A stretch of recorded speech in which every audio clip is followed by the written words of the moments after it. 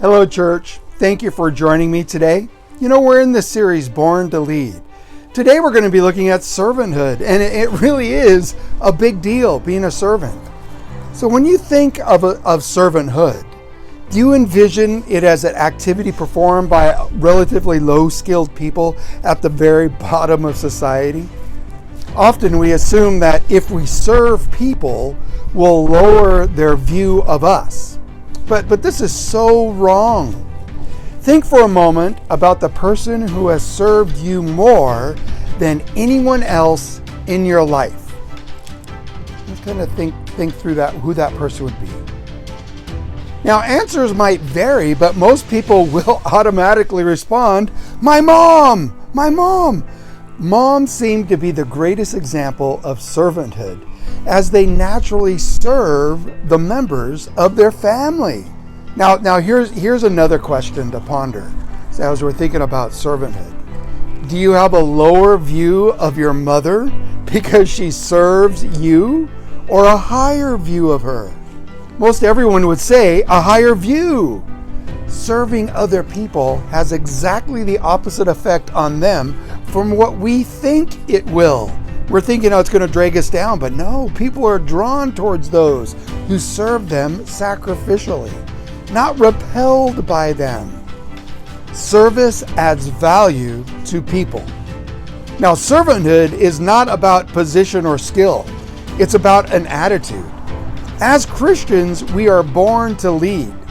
And one big way that we seek ways of adding value to others is by serving them. Serve others. Let's look at John chapter 13, 1 through 17. Before the Passover celebration, Jesus knew that his hour had come to leave this world and return to his Father. He had loved his disciples during his ministry on earth, and now he loved them to the very end. It was time for supper, and the devil had already prompted Judas, son of Simon Iscariot, to betray Jesus. Jesus knew that the Father had given him authority over everything, and that he had come from God and would return to God. So he got up from the table, took off his robe, wrapped a towel around his waist, and poured water into a basin. Then he began to wash the disciples' feet, drying them with the towel he had around him.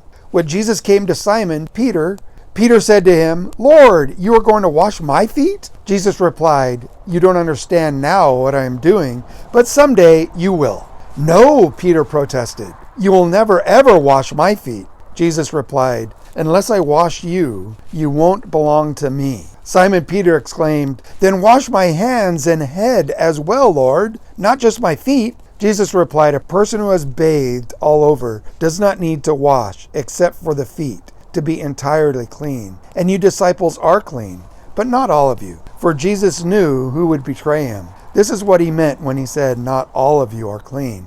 After washing their feet, he put on his robe again and sat down and asked, do you understand what I was doing? You call me teacher and Lord, and you are right, because that is what I am. And since I, your Lord and teacher, have washed your feet, you ought to wash each other's feet.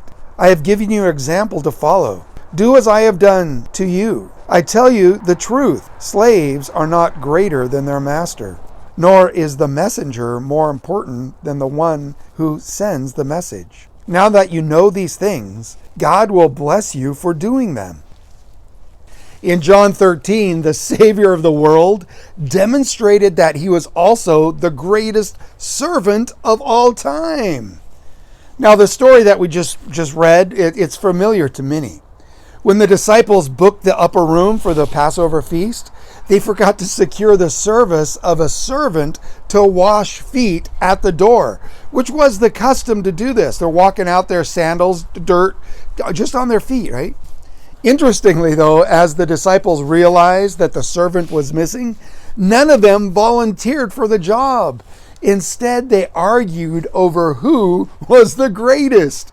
When Jesus realized this, he decided to make an object lesson out of this.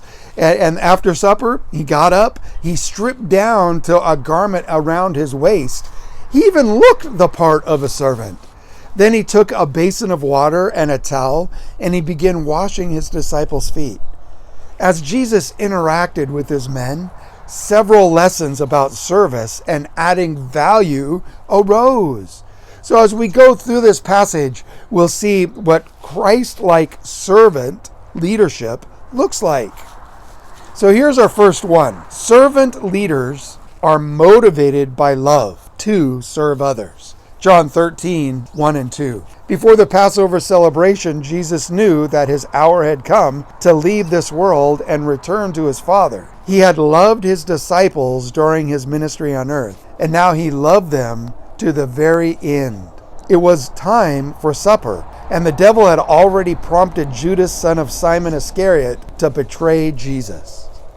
Jesus' love was undeserved, unending, unconditional, and unselfish. It wasn't the worthiness of the merits of the disciples that drove Jesus to serve them.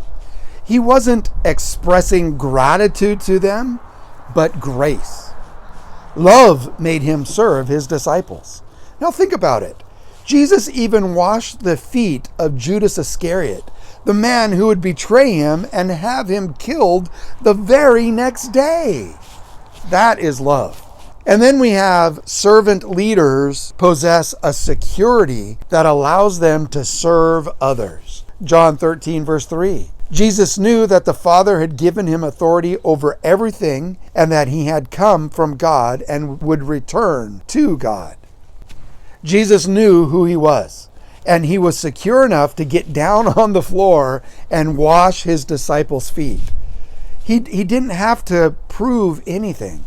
In fact, he had nothing to prove, nothing to lose, and nothing to hide. The insecure are into titles, but the secure are into towels. Jesus' security enabled him to both stoop down and stretch up, stretching his disciples. And then we have a servant leader initiates servant leadership to others. Verses 4 and 5. So he got up from the table, took off his robe, wrapped a towel around his waist, and poured water into a basin. Then he began to wash the disciples' feet, drying them with the towel he had around him. Jesus didn't wait for someone to clarify protocol. Who's going to wash? Who's going to do it? He saw a need and met it. No one else had volunteered for the foot washing job that night. In fact, once they were arguing about who's going to be the greatest. So Jesus made an object lesson out of the event. He started something that he hoped would be passed down from those original 12 disciples to others. Now, foot washing will never be in vogue. It will be done by leaders who are willing to pioneer an act of humility and sacrifice. That's leadership. Then we have servant leaders receive servant ministry from others. Verses 6 and 7. When Jesus came to Simon Peter, Peter said to him, "Lord, are you going to wash my feet?" Jesus replied, "You don't understand now what I am doing, but someday you will."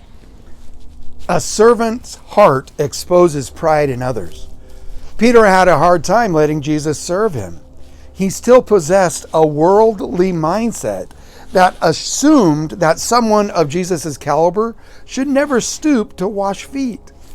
Sometimes leaders must learn to let others serve them because they become so used to serving others, it's difficult for them to relax and receive. In this instance, Jesus was asking Simon Peter to sit and allow the master to serve him. And then we have number 5. A servant leader wants nothing to hinder their relationship with God. John 13, verse 8 and 9. "No," Peter protested, "you will never ever wash my feet." Jesus replied, "Unless I wash you, you won't belong to me." Simon Peter exclaimed, "Then wash my hands and head as well, Lord, not just my feet." Peter moved from one extreme to the other just like that. If Jesus was going to wash him, he didn't want to miss anything Jesus might do. He wanted Jesus to wash his entire body.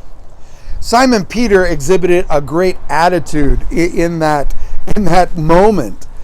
If Jesus was giving away He wanted to receive all that Jesus had to give. He didn't want anything to stand between him and his Lord. Love that attitude. And then point number 6, servant leadership teaches servanthood by their example. Verses 12 through 15. After washing their feet, he put on his robe again and sat down and asked, "Do you understand what I was doing? You call me teacher and Lord, and you are right, because that is what I am. And since I, your Lord and teacher, have washed your feet, you ought to wash each other's feet. I have given you an example to follow. Do as I have done to you." Afterward, Jesus discussed the meaning of his foot washing. He reminded them that the Master and Lord had just washed their feet. That as high as you could get, just wash their feet. So no position should prevent them from doing it for someone else. Jesus let them know that the Master washed their feet.